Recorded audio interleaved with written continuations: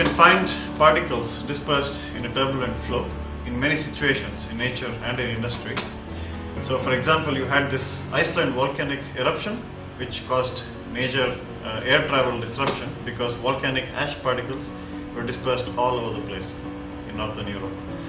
So researchers want to model these kind of systems to have a statistical description of the properties of the flow.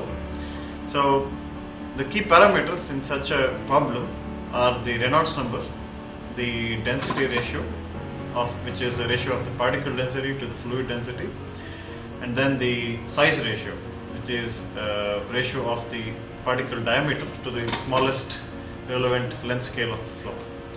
So we are interested in the particular case of bubbles, air bubbles in water, which are basically lighter particles than the surrounding fluid. When you consider the general case of a finite-sized particle in a turbulent flow, so the particle does not follow all the smallest scale fluctuations.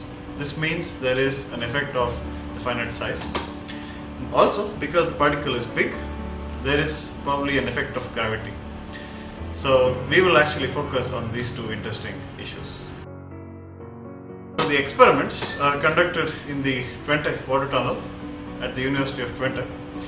So this is a water tunnel which extends 3 stories high, it's 8 meters high. It is filled with 6,000 liters of water. The bubbles being generated below through capillary needles, and then they rise through the test section and they escape at the top. So an active grid generates homogeneous and isotropic turbulence. This is a live experiment where the camera on the right rises along with the bubbles. You see the bubbles being frozen as they rise along. We detect these bubble centers and then do a standard 2D particle tracking to obtain their trajectories. The experimental results are compared with numerical simulations, and these DNS simulations implement function corrections. So these function corrections account for the non-uniformity of the flow at the particle scale. Let's look at the effect of finite size. So here you see a plot of the acceleration variance normalized with those of tracer particles versus the size ratio. You would expect in a general sense that as the particle becomes bigger, the acceleration variance goes down, and this is what you see for neutrally buoyant particles. Here this is data from numerical simulations. When you consider bubbles, however, the added mass term becomes dominant, and you see we have this upper theoretical bound of beta square equals to 9, which is predicted from the equation. Numerical simulations also predict the increase in acceleration variance for the bubbles. As you can see, the experiments show a very nice agreement with the numerical simulations.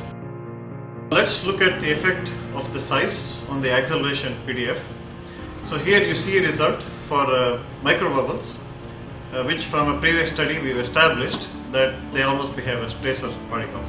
When you plot the results for the finite sized bubbles, you see that there is a clear decrease in the intermittency compared to tracer particles or microbubbles. To summarize, for finite sized bubbles, the variances of both the horizontal and vertical components are about 5 times the variance of tracers. The intermittency of the horizontal component goes down as size ratio increases.